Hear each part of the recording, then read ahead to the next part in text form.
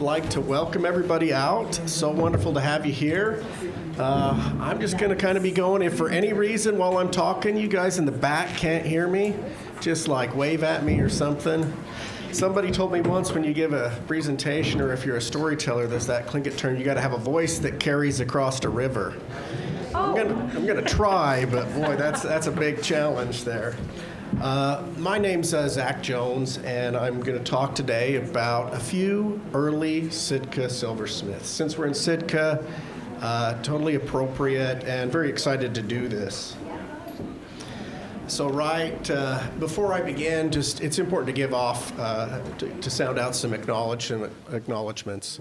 We're on Sitka Tlingit land today. It's an honor to be here. We're grateful for our hosts and to be able to have this conference.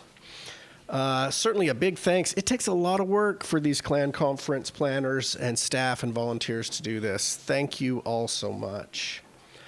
And so whenever I talk about silversmiths or historic artists, that's what I've often come to love to do. With silversmiths, I want to give a good shout out to my Deshiton friend, Donald Gregory Henday, a great artist himself, but someone who really inspired me to try to look into the lives of silversmiths and create an appreciation for the work that these historic men and women did as silversmiths. Certainly a special thanks to Harold Jacobs and Ishmael Hope. They really encouraged me to look into the lives of some of these specific individuals I'm going to discuss today. Should acknowledge them, as well as a few folks, Irene Schuler, Christopher Smith, Richard Wood, and Richard Eliason, who've talked with me about silversmiths. So what are we going to do today? I guess, my name is Zach Jones. I am currently the Chief of Resources at Sitka National Historical Park. I previously have worked at Alaska Heritage for the state's Division of Libraries, Archives, and Museums, and UAS, and that other fun stuff. But I just really am grateful to talk about this subject. I think it's just such an important and fun thing. So what am I going to do today? Just briefly mention sort of the beginning of silversmithing here in Sitka, and talk a little bit about how do you document a silversmith? How do you identify their work? How do you sort out all those puzzle pieces? There have not been easy answers, and there's not like an easy reference guide if you want to know who made a bracelet. In some ways, this quest started a number of years ago when I was the curator at Alaska Heritage, and people would walk in and they'd stick their arm out and they'd be like, "Tell me who made this bracelet." And I didn't know, but maybe that was a good challenge. And I've really taken that and tried to study and learn. And so today, because I decided to focus on two historic artists. I've given a few presentations over the years at the different clan conferences on different people and some of this, but wanted to focus on two folks from Sitka. That's Jim Jacobs and Rudolph Walton.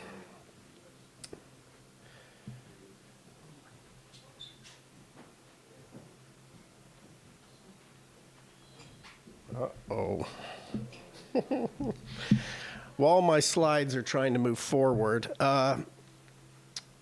what is the purpose of my work, the objectives of doing what I'm doing? I've always been kind of one that, I'm not a big person in these heavy methodologies and fancy stuff like that.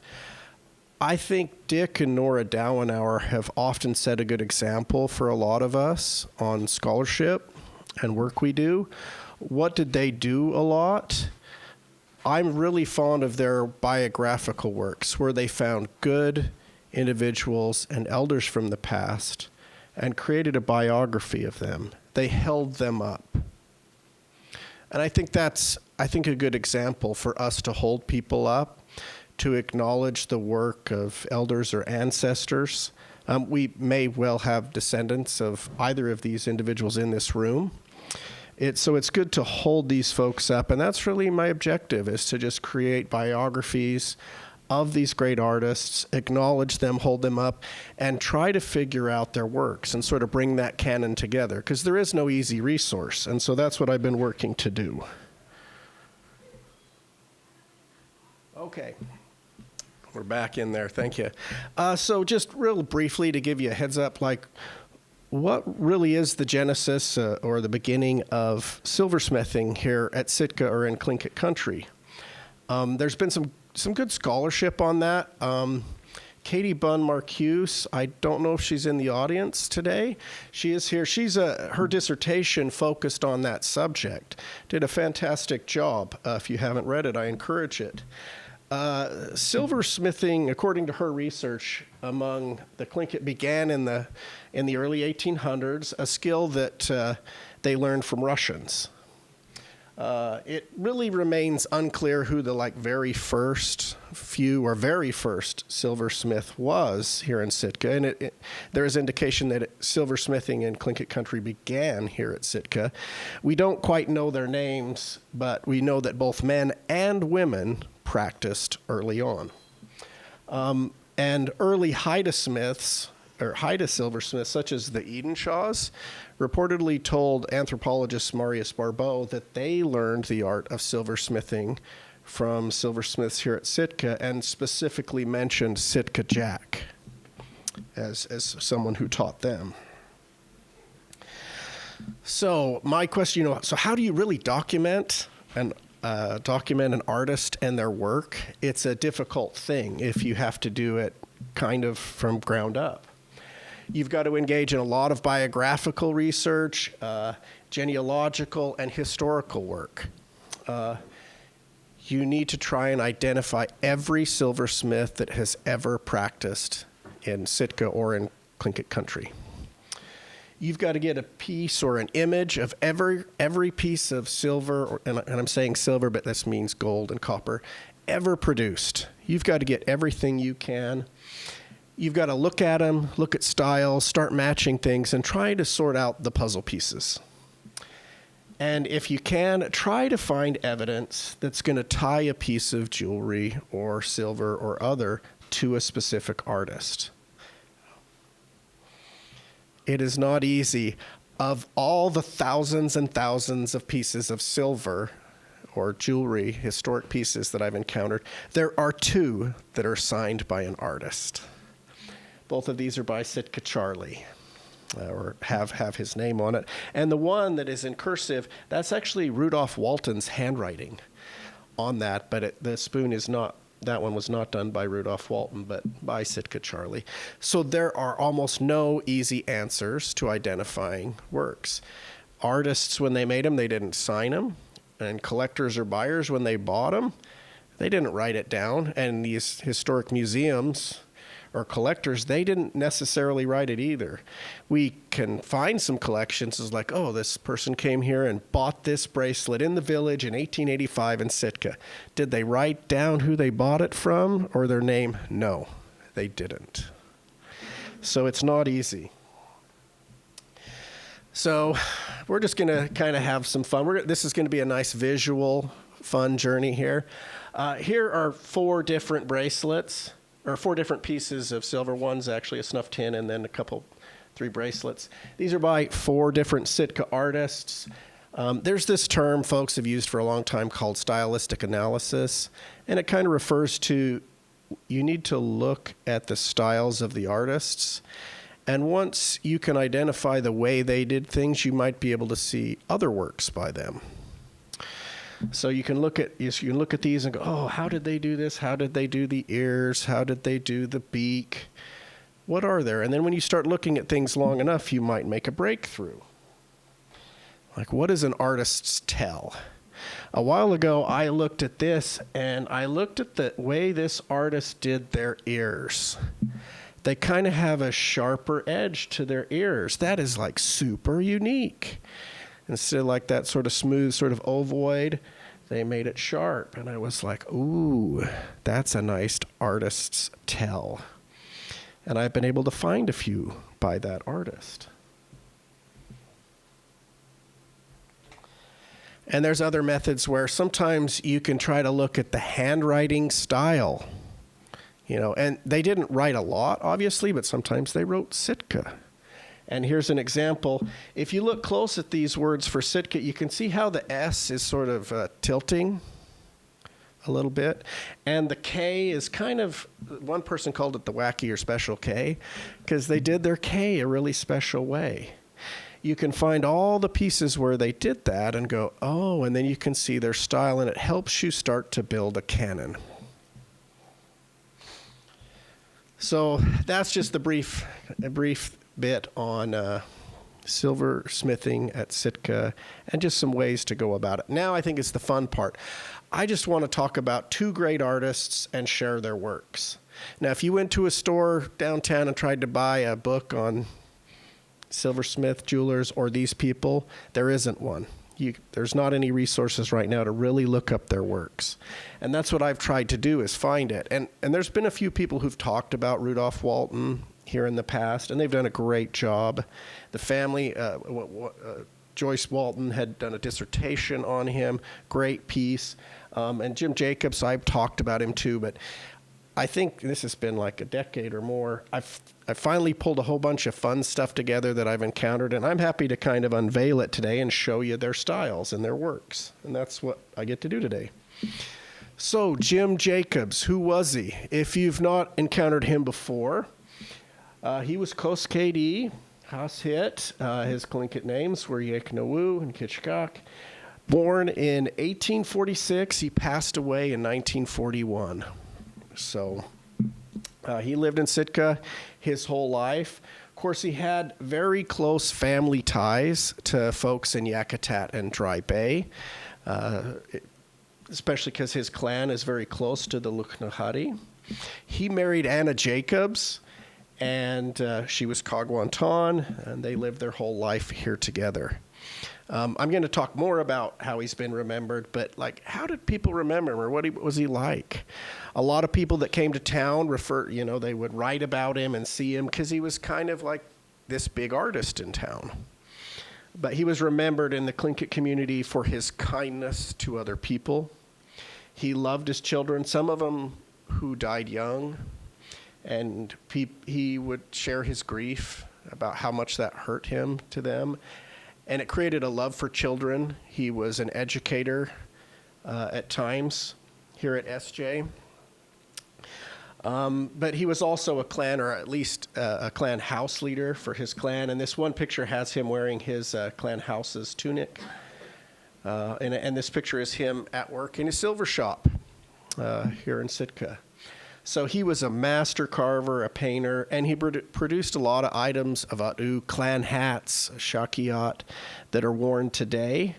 I'm not going to talk as much about his other wood carvings and things. I've done that at other times.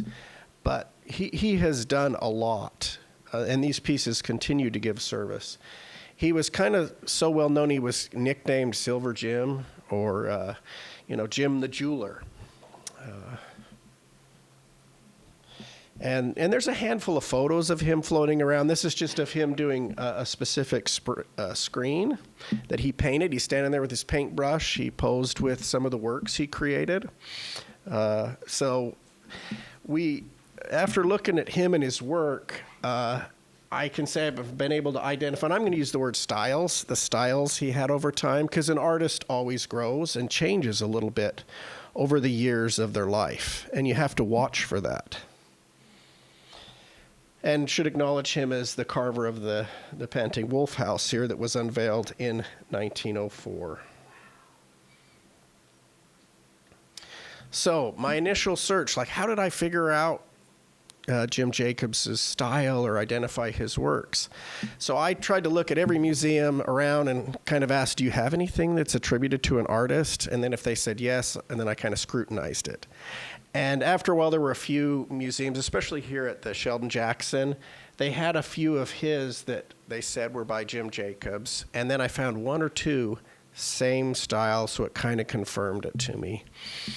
And these are some examples of his work. Some of these, we got a bangle bracelet. And then if you're not familiar, during his time, there was a lot of people who loved to collect silver spoons, a big like tea culture. And so our local artists would sell these to the cruise ship tourists all the time. They loved them. And we see these at auctions or in museum collections all over. And they're really neat, even though the tea culture is not as hip today as it was then, at least the spoons. So when you look at his works, I started to go, okay, how can I find more? Because there's all these other ones out there that are in museums or in private collections that are not attributed. So I started looking, and here's his artist's tell. So you can see, I don't know if you would call it like a headline or a jaw line. He does this double line and then little hash marks going forward. Right here. And then he often does it where he's got kind of usually about 3 hash marks right there at the edge of the back of the mouth, and then sometimes a couple across the chin.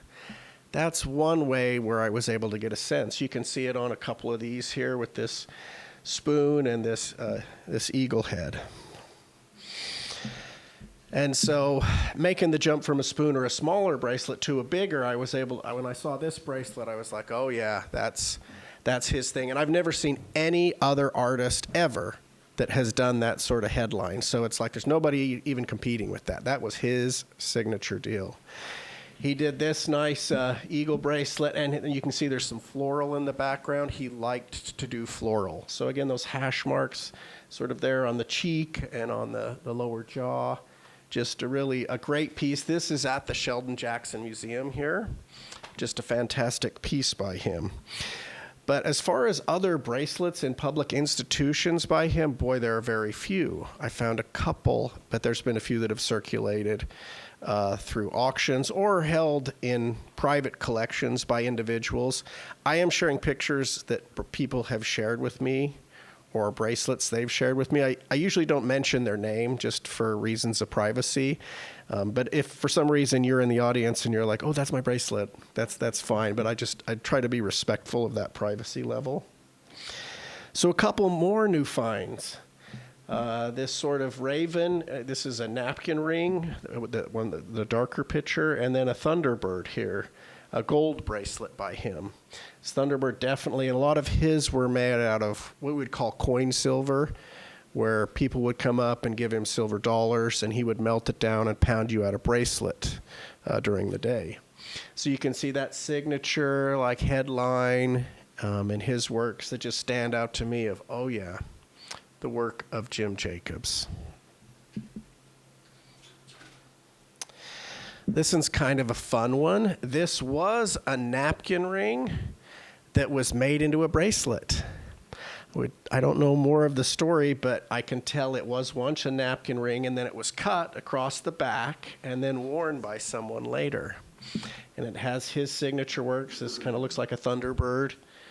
Just a kind of a neat special piece. Again, really old. I'd say most of these are probably going to be 1900 or before from this style.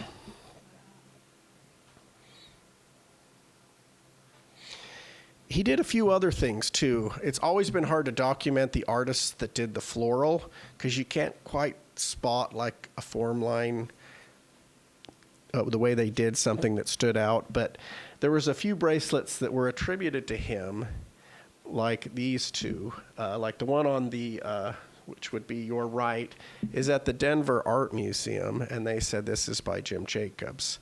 The Sheldon Jackson Museum have a couple that are also like this, and they're like it's come from a Sitka artist. And I found a few more. Here are 2 others in a private collection. And after looking at all his different floral works, I'd agree. I believe these are by Jim Jacobs. Really some special ones, a little bit of just kind of a floral bracelet. And I think floral bracelets are fantastic. So this next one is a fun one. This is in his latter years. And this one we have a super neat positive ID for him as the artist. So in the 1920s, the United States president came to Sitka, President Harding.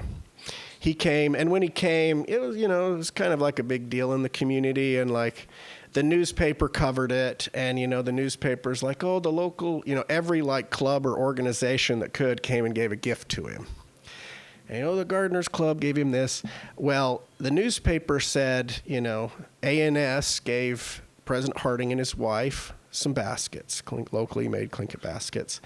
And they said A and B had purchased some gold from the mine and gave it to Jim Jacobs, which he melted down and then made 2 napkin rings for the president and his wife. and these reside at the Presidential Harding Museum today. So, and the newspaper specifically mentioned him as the maker, and this is one of them. And this is a common theme he liked to do later in his tenure as an artist, was this killer whale eating a seal, is what it appears to be, if you can see that. So he's still got his little 3 hash marks and things across the jaw, but he started to do a few things different. He doesn't have that line on the side of the head there like he did in his earlier years. But still a great piece by him. This is a little different, but still his work. This is at the Alaska State Museum. This is a horn spoon he probably sold from his store that has it's kind of a wolf and an eagle going on here. And I'm going to highlight it a little bit more, but the eagle figure in the top there, if that's what it is, he started to put a hash mark sort of in the eye there. You can see that. And he did it in what looks to be this wolf, if I'm correct on that. So he started doing that in the later years of his career. Kind of a neat thing that only a couple artists have done, not many. So these are a couple more. One of his spoon designs was this wolf here on the far right. I found about 10 of those, and it's my favorite. He just does a fantastic job. Totally his style. He started to do that hash mark, and he sometimes has the little dotted hash marks over the eye there. And then another bracelet here. This is, again, a killer whale with a seal in its mouth. So just kind of a neat look at his style toward the latter years of his career. And so this is a napkin ring, a similar thing. Again, kind of a neat one, showing a killer whale and his style. Some of these, like this one, for example, was one that sold at a private auction. This is not at a museum anywhere for study, and I snagged the pictures before it sold. So I keep all these pictures because I need the evidence. So another fun bracelet in a local or in a private collection. Again, killer whale with probably a seal in its mouth, even with a little bit of floral design. Kind of a neat one by him, his style, just kind of a really fun one to look at. And so when I started this, there was one bangled bracelet and a few spoons in museums across the world attributed to him. And so I feel like now, after this work, we kind of have a sense of what his works look like. And if you see it on the street, maybe you'll know it. But just really need to try and spend years trying to track him down and document his work. And I think it's just super fun. So as I wrap up talking about Jim Jacobs, again, so how was he remembered as a family man? Towards the latter years of his life, his wife she lost pretty much all vision in her eyes, and everybody remembers him as being so kind and loving and just caring for her and be like the most doting husband. Like, people just said great things about him. He was a clan house leader, and again, a creator of a number of items of kawduwat'íý that continue to be used and empower communities today. And a master jeweler, and every once in a while I see people wearing his works. Some don't wear them because the older coin bracelets were a little thin, but some people will bring them out for special occasions, which is pretty special. And I've often found with him and with other artists often end up they were often leaders, artists, and somebody that served and gave back to the Tlingit community. So that is... I have a question. Where was his workshop? Close to St. Michael's. Really? Yeah, I don't have a great picture of it, but that's my understanding. As I moved to Rudolph Walton, we actually have pictures of his shop on the street in proximity with St. Michael's in the background, so you can see it. So probably him and Rudolph Walton were some of the more prolific artists in Sitka in the past. And if you walk down the strip, they had their own little store where they sold their works. So, thank you. So, Rudolph Walton. Okay. It's good to talk about a Kawduwat'íý man and Kawduwat'íý country. So he was Kawduwat'íý Tlingit. Of course, he pretty much lived here his whole life. He was born in 1867, died in 51, just a little bit younger than Jim Jacobs, but they absolutely knew each other. Their stores were on the same street, pretty much. His Tlingit names, he had kawduwat'íý as one of his names in kawduwat'íý. So in 1885, he married Daisy Jackson, and she died around 1905, and then he remarried Mary Charles. When I talk about him later, I'm going to talk about these marriages and why it mattered. There's some good stories about him. He was a very active A&B member and warrior in the A&B community. He was always there. He was a respected figure. There have been different statements about him in regards to his commitment to the Presbyterian Church versus the Tlingit community. I think we need to look at some shades of gray there because I have some stories I want to share about him. It's not always as some things seen. He rooted and cared deeply about the Tlingit community. And even got in trouble for being too Tlingit from the church's eyes, which I'll talk about more. Here's a picture of his store, and I do have another couple pictures. You can even see a cruise ship in the background. It was on the strip there. He was a prolific carver teacher, and he's known to be A.P. Johnson's teacher in silversmithing. So there had not been too many attributed items for him in museums, not silver. There have been a few items of wood, such as this series of these bowls that were carved. These circulated a lot. He sold them from his shop, and they were often attributed to him. We do know he's the carver of one of the other sets of Wolf House posts that were unveiled in 1904. These are the two posts he carved. He was commissioned by the Kawduwat'íý to make these posts, which I'll talk about more. The church got mad at him for doing this.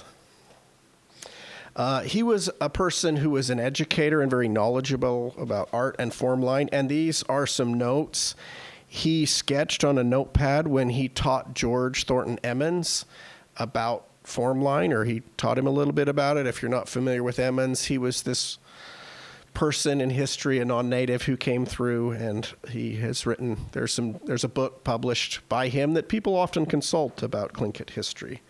It's a longer story, but these are his notes. He even signed his name Rudolph, the one on the sort of bottom right there.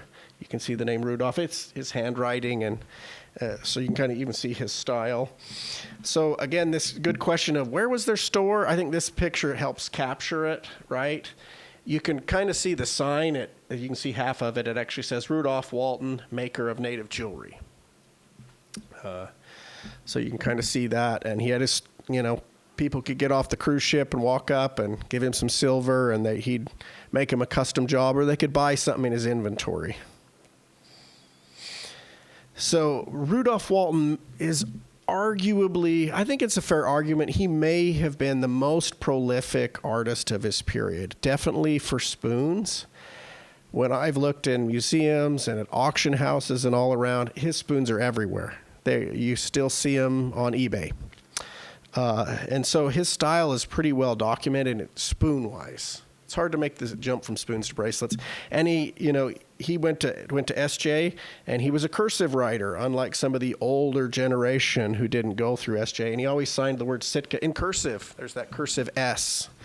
So in some ways, his handwriting style is also a nice standout when we try to identify his works.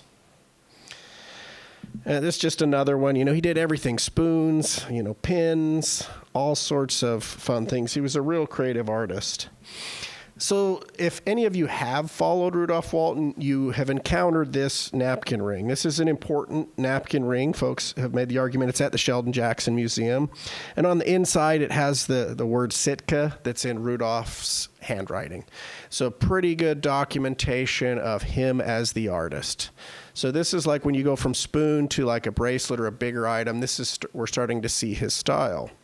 He's got all kinds of things going on in this, deer, what maybe bear figures, and he has different ovoids and things kind of sprinkled around here, which is his way of doing things in silver. So aside from this was like the only like real napkin ring you could ever find anywhere.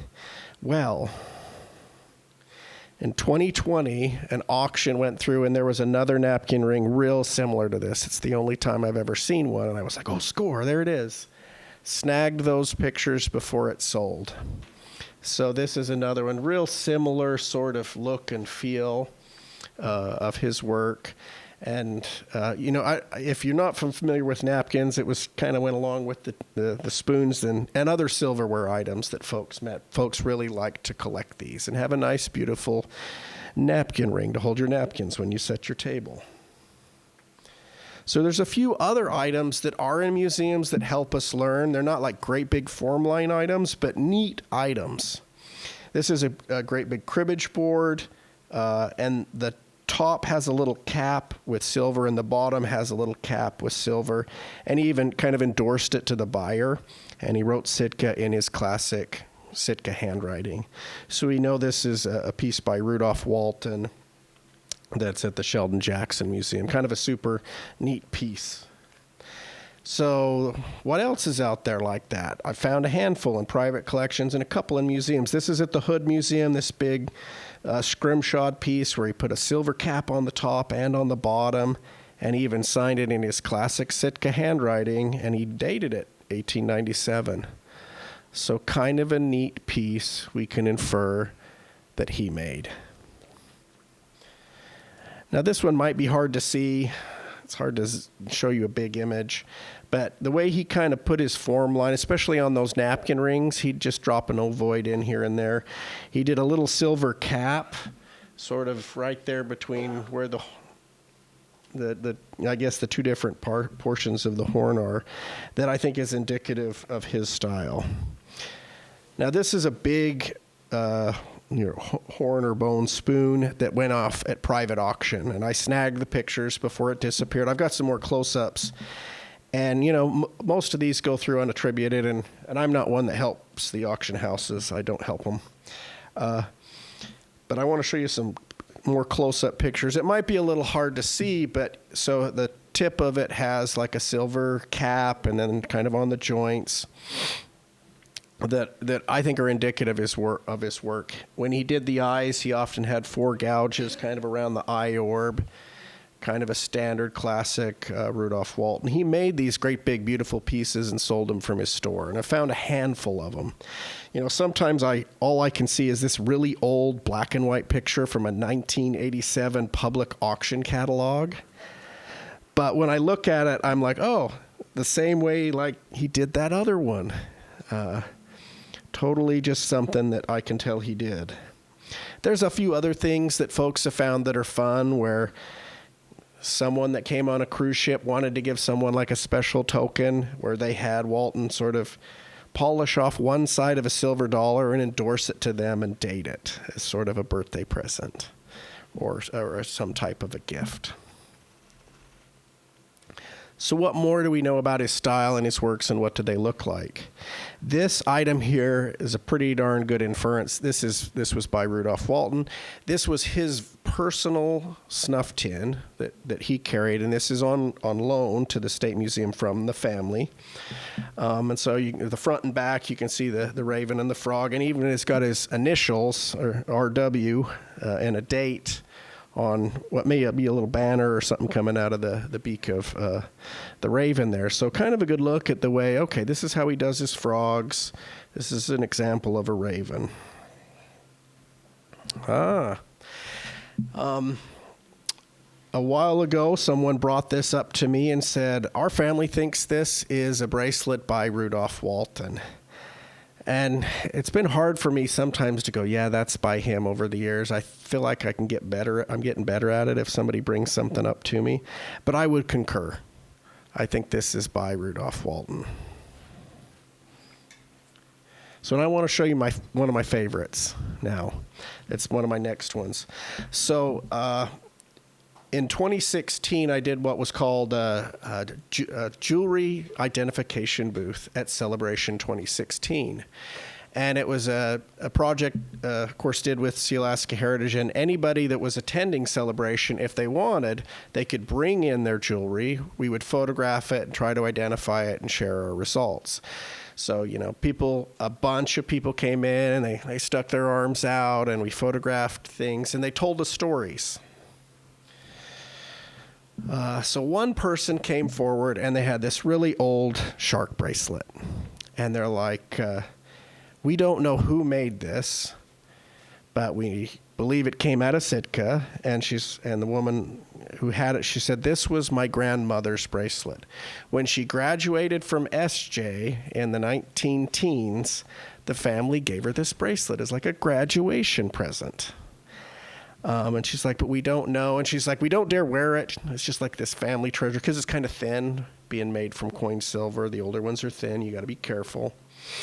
And at the time I looked at it and I was just like, oh, this is just an incredible piece. But I was a little unsure and I couldn't tell her then. I hope I can see her again sometime soon to let her know.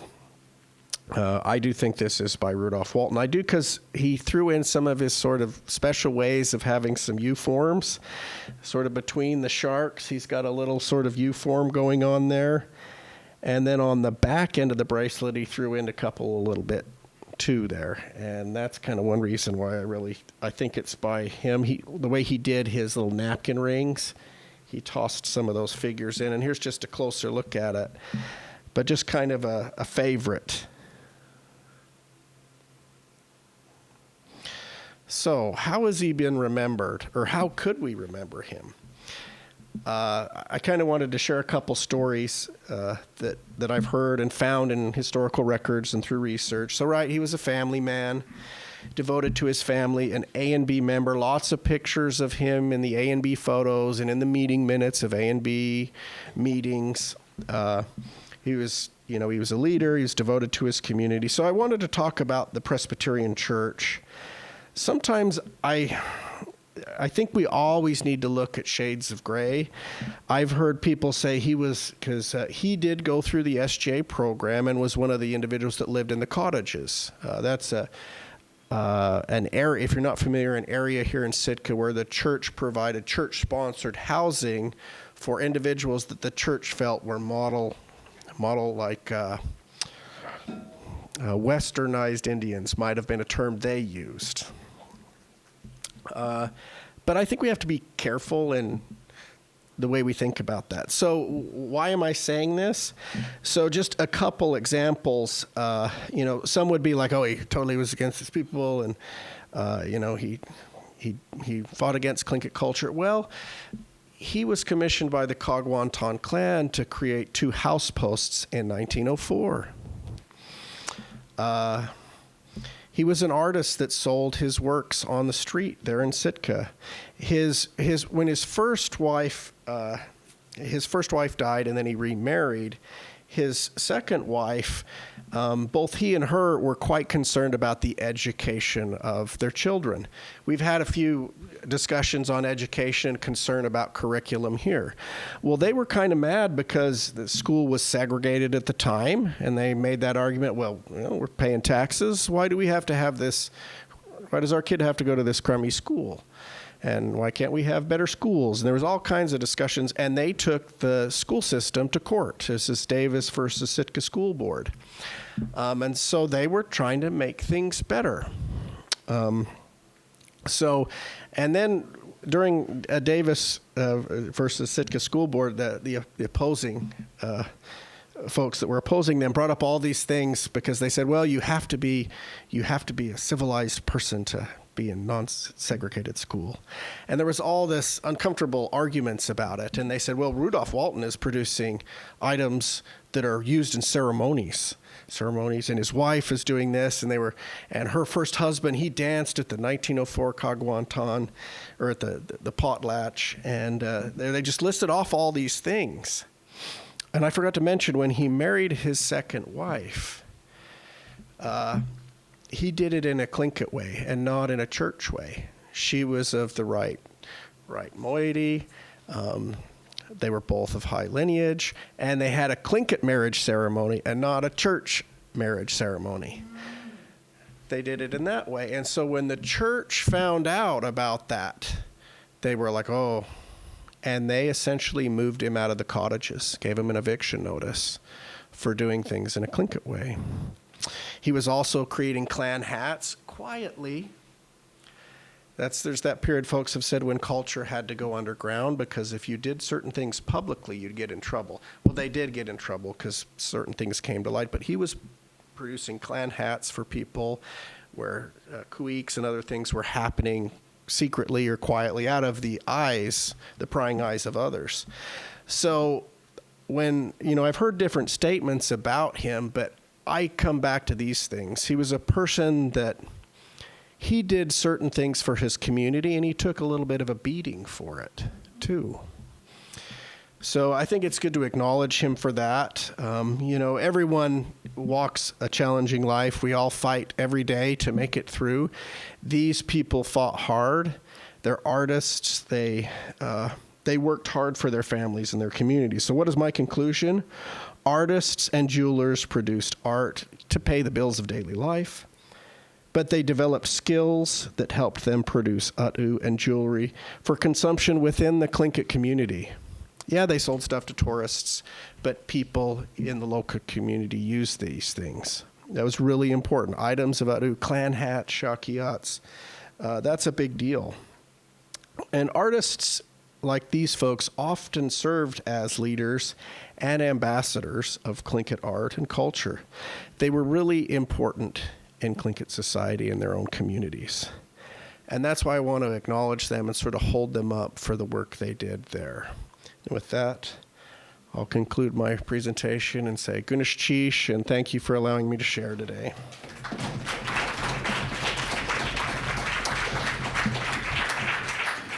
Hey, I'm like right on time, but we started a little late. Any questions out there? Anybody? Jarek.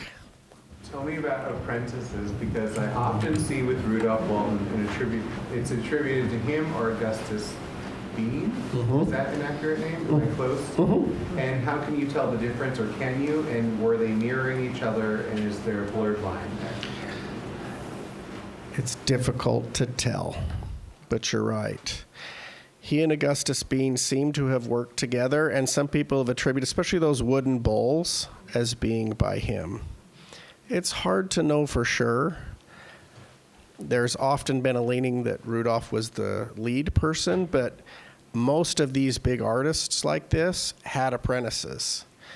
And I've heard that even about some of these big house posts, especially some that were made in 1904 by Jim Jacobs and Rudolph Walton. There's specifically one house post that really the commission seemed to have been given to Jim Jacobs, but he had a number of apprentices and helpers working on it. So sometimes an artist, you're right, we do need to look close, may have had helpers. And, even I've done work on chilkat blankets or try to identify chilkat weavers. As some of you know, sometimes two women could have sat down and wove on a robe together. How and when can we attribute both of them as weavers? I think we really should always probably go, yeah, they could have had helpers. But that's a great question. And Augustus Bean is another good artist that deserves more work and research on. Thank you, Jarek. Kim. When you see those pieces on eBay or for sale, do they go for a lot of money? Wouldn't you be wanting to bid on them? Or, what kind of prices are we looking at? It's a tricky thing. This is being recorded, and it may go online. one hesitation I've always had, and I'll say this, I don't like to help auction houses because I struggle with certain feelings of, because there's trafficking and there's items of that are being sold, and I feel pretty uncomfortable about that. And sometimes when you start, when auction houses know who made stuff, who made something, they try to charge more. But saying that, it's eBay. I mean, you could pick up a Rudolph Walton spoon for not a lot of money. Depends. You might get one for $20. You might get one for $150. Just depends. And depends on how they list it. Sometimes people list them as Alaska spoon. But if they list Tlingit spoon from Sitka by Rudolph Walton, the price is going to be higher. So, good question. Thank you. Questions? Any more? Well, I'm just curious about Jim Jacobs. Did he live on Kelly Street like a lot of the cottages? Was he in the cottages? Because I know some Jacobs who did live in that area, and so I was just curious. I don't think so. Oh, okay. Or at least not long. I don't see his name on the cottages sort of roll list, but he did have some affiliation with SJ. And, you know, there are times where I've heard folks talk, that's another subject about SJ as, oh, it was a supervillain school. And there were some challenges here, but there were also a lot of indigenous teachers here. You know, Maggie Kawduwat'íý, who was a Chilkat weaver, taught here for years, and students loved her. There a lot of Jim Jacobs came in, and sometimes we don't know, but I think it's good to look at the teacher list on SJ because there's shades of gray. But I know Jim Jacobs was brought into the classroom sometimes here and taught kids about art and form line and other things. So yeah. So his wife was Anna Jacobs, not Annie. Because there was an Annie Jacobs who has a house on Kelly Street. As far as I know, just Anna Jacobs. Okay. I think it's, Thank you. yeah, good question. I'd have to research that further. Any more takers? Okay, it's probably dinner time for everyone here. Thank you all for coming. Total pleasure and wish you well.